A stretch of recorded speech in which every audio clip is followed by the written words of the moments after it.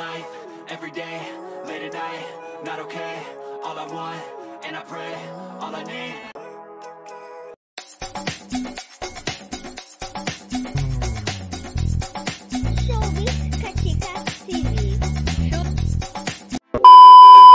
Hello mga kachika!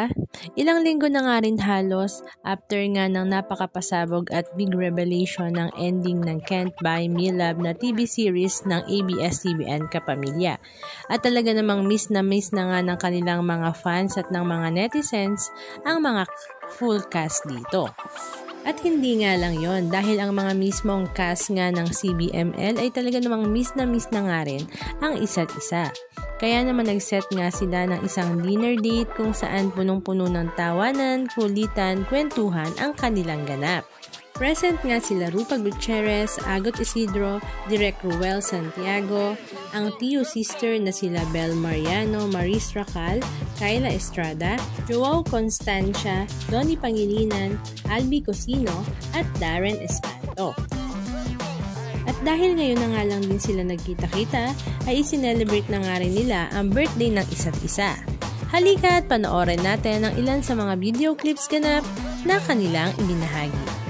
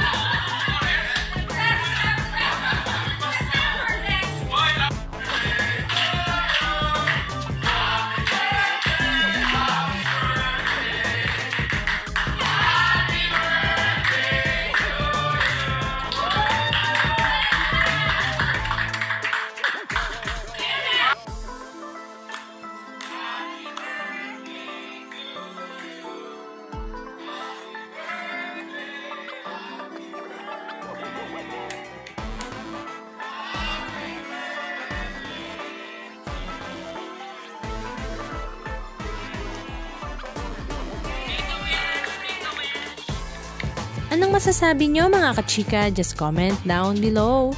And please don't forget to subscribe. Thank you!